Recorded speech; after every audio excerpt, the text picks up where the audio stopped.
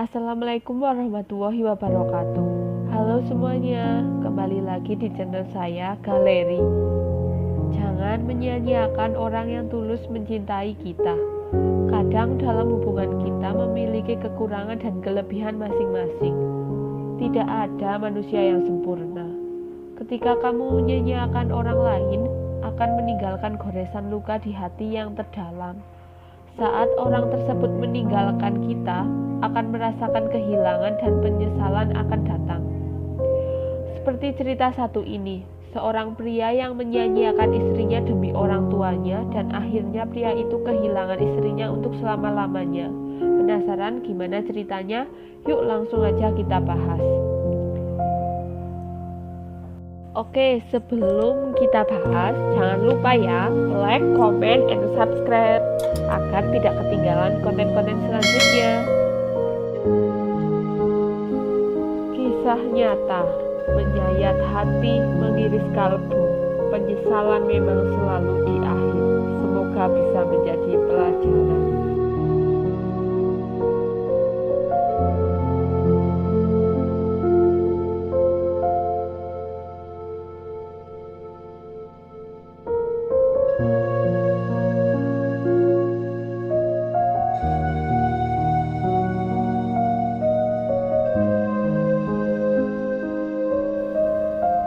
Penyesalan selalu datang belakangan. Terkadang penyesalan itu lebih kejam dari hakim yang menjatuhkan hukuman, karena penyesalan tidak diperbaiki. Seperti yang dicurahkan pria ini, ia kehilangan harta paling berharga di dunia, yaitu wanita solehah, hanya karena buta mata hati oleh keluarga yang hanya melihat dunia. Semoga kisah nyata ini menjadi pelajaran bagi kita semua. Cinta itu butuh kesabaran.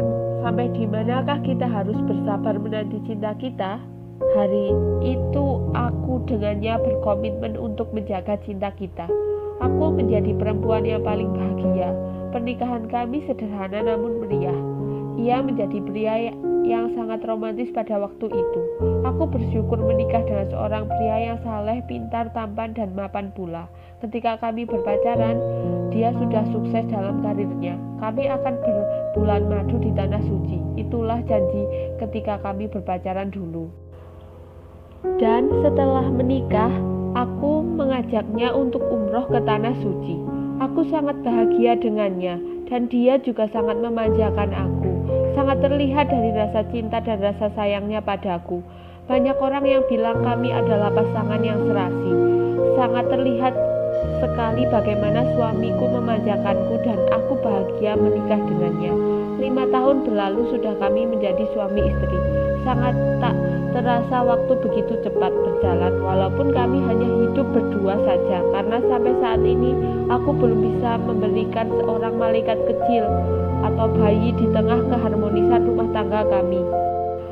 Karena dia anak lelaki satu-satunya dalam keluarganya, jadi aku harus berusaha untuk mendapatkan penerus generasi baginya. Alhamdulillah saat itu suamiku mendukungku. Ia menganggap Allah belum mempercayai kami untuk menjaga titipannya.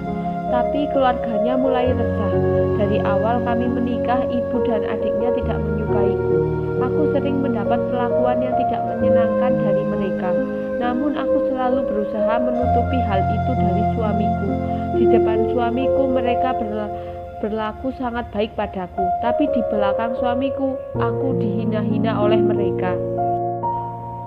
Pernah suatu ketika, suatu tahun usia pernikahan kami, suamiku mengalami kecelakaan. Mobilnya hancur. Alhamdulillah suamiku selamat dari maut yang hampir membuatku menjadi seorang janda.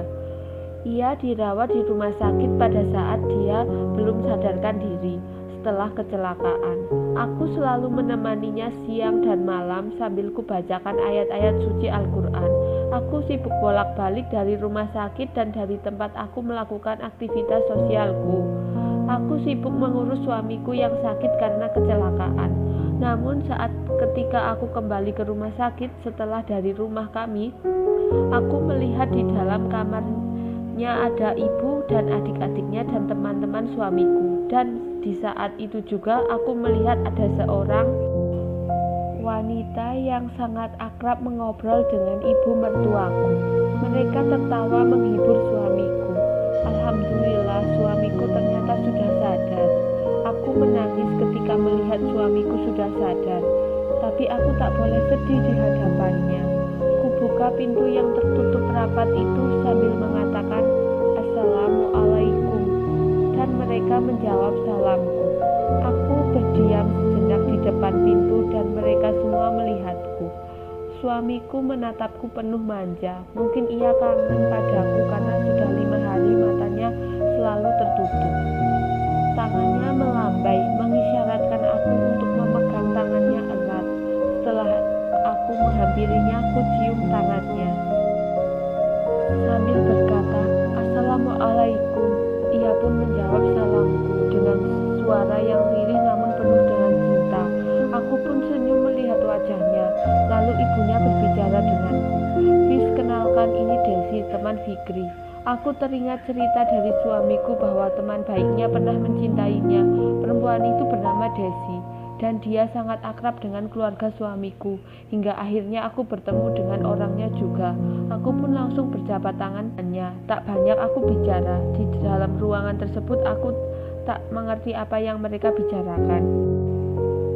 Aku sibuk membersihkan dan mengobati luka-luka di kepala suamiku. Baru sebentar aku membersihkan mukanya, tiba-tiba adik iparku yang bernama Dian mengajakku keluar.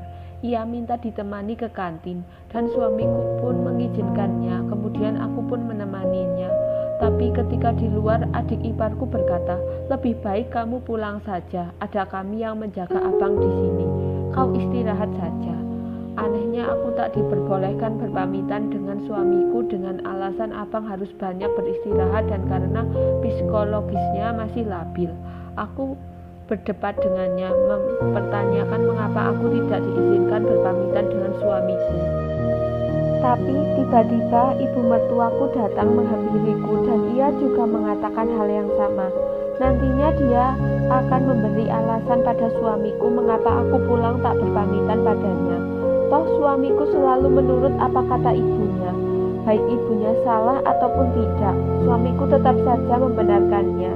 Akhirnya aku pun pergi meninggalkan rumah sakit itu dengan linangan air mata. Sejak saat itu, aku tidak pernah diizinkan menjenguk suamiku sampai ia kembali dari rumah sakit. Dan aku hanya bisa menangis dalam kesendirianku, menangis mengapa mereka membenciku. Suamiku sudah sehat dan kejadian memilukan itu terjadi. Tiba-tiba saja, malam itu setelah makan malam usai, suamiku memanggilku. "Ya, ada apa ya?" sahutku dengan memanggil nama kesayangan. "Ayah." "Lusa kita siap-siap ke Sabang ya," jawabnya tegas. "Ada apa? Mengapa?" sahutku penuh dengan keheranan. Astagfirullah, suamiku yang dulu lembut tiba-tiba saja menjadi kasar. Dia membentakku sehingga tak ada lagi kelanjutan diskusi antara kami. Dia mengatakan, "Kau ikut saja, jangan banyak tanya." Lalu aku pun segera mengemasi barang-barang yang akan dibawa ke Sabang sambil menangis. Sedih karena suamiku kini tak ku kenal lagi. 2 tahun pacaran, 5 tahun kami menikah, dan sudah 2 tahun pula ia menjadi orang asing buatku. Kulihat kamar kami yang dulu hangat, penuh cinta yang dihiasi foto pernikahan kami, sekarang menjadi dingin, sangat dingin dari batu es. Aku menangis dengan kebingungan. Ingin rasanya aku berontak, berteriak, tapi aku tak bisa.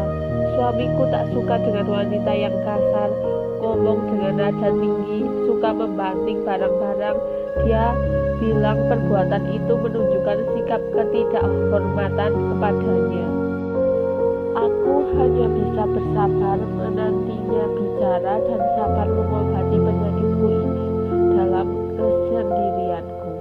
Ya, aku divonis kanker rahim stadium 3 ketika aku pernah memeriksakan kandungan ke dokter. Sedangkan suamiku tak lagi seperti dulu. Kami telah sampai di Sabang. Aku masih merasa lelah karena semalaman aku tidak tidur karena terus berpikir. sedikit. Keluarga besarnya juga telah berkumpul di sana, termasuk ibu dan adik-adiknya. Aku tidak tahu ada acara apa ini. Aku dan suamiku pun masuk ke kamar kami. Suamiku tak betah di dalam kamar tua itu. Ia pun langsung keluar bergabung dengan keluarga besarnya. Saat tiba, "Baiklah, karena kalian telah berkumpul, nenek ingin bicara dengan kau, Visa." Neneknya berbicara sangat tegas dengan sorot mata yang tajam. "Ada apa ya, Nek?" sahutku dengan penuh tanya. Nenek pun menjawab, "Kau telah bergabung dengan keluarga kami hampir 8 tahun. Sampai saat ini kami tak melihat tanda-tanda kehamilan yang sempurna sebab selama ini kau selalu keguguran." Aku menangis. Untuk inikah aku diundang kemari? Untuk dihina ataukah dipisahkan dengan suamiku? Sebenarnya kami sudah punya calon untuk Fikri dari dulu sebelum kau menikah dengannya. Tapi Fikri anak yang keras kepala, tak mau diatur dan akhirnya menikahlah ia dengan kau.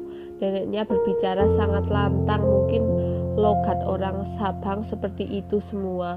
Aku hanya bisa tersenyum dan melihat wajah suamiku yang kosong matanya. Dan aku dengar dari ibu mertuamu, kau pun sudah berkenalan dengannya. Neneknya masih melanjutkan pembicaraan itu, sedangkan suamiku hanya terdiam saja. Tapi aku lihat air matanya, ingin aku peluk suamiku agar ia kuat dengan semua ini, tapi aku tak punya keberanian itu. Neneknya masih saja berbicara panjang lebar dan yang akhir dari ucapannya dengan mimik wajah yang sangat menantang, kemudian berkata, "Kau maunya gimana? Kau dimadu atau diceraikan?" Masya Allah, kuatkan hati ini. Aku ingin jatuh pingsan. Hati ini seakan remuk mendengarnya. Hancur hatiku. Mengapa keluarganya bersikap seperti ini kepadaku? Aku selalu menutupi masalah ini dari kedua orang tuaku yang tinggal di Pulau Kayu.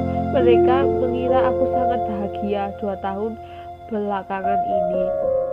"Fis, jawab." Dengan tegas ibunya langsung memintaku untuk menjawab. Aku langsung memegang tangan suamiku. Dengan tangan yang dingin dan gemetar, aku menjawab dengan tegas. Walaupun aku tidak bisa berdiskusi dulu dengan imamku, tapi aku dapat berdiskusi dengan melalui batiniyah untuk kebaikan dan masa depan keluarga ini. Aku akan menyambut baik seorang wanita baru di rumah kami. Itu yang aku jawab. Dengan kata lain, aku rela cintaku dibagi, dan pada saat itu juga suamiku memandangku dengan tetesan air mata. Tapi air mataku tak sedikit pun menetes di hadapan mereka. Aku lalu bertanya kepada suamiku, "Ayah, siapakah yang akan menjadi sahabatku di rumah kita nanti ya?" Suamiku pun menjawab, "Dia Desi." Aku pun langsung menarik napas dan langsung berbicara. "Kapan pernikahannya berlangsung? Apa yang harus saya siapkan dalam pernikahan ini, Nek?" Ayah mertuaku menjawab, "Pernikahannya 2 minggu lagi."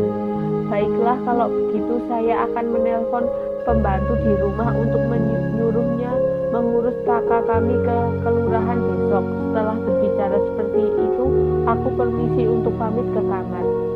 Tak tahan lagi air mata ini akan turun, aku berjalan sangat cepat. Aku buka pintu kamar dan aku langsung duduk di tempat tidur. Ingin berteriak, tapi aku sendiri di sini. Tak kuat rasanya menerima hal ini. Cintaku telah dibagi. Sakit diiringi akutnya penyakitku. Apakah karena ini suamiku menjadi orang yang asing selama 2 tahun belakangan ini?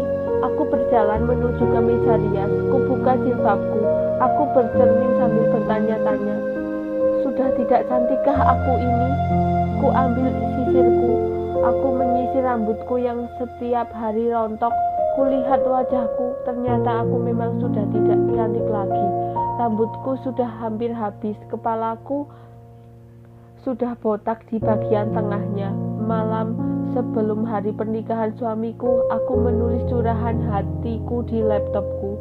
Di laptop aku menulis saat-saat terakhirku melihat suamiku. Aku marah pada suamiku yang telah menelantarkanku.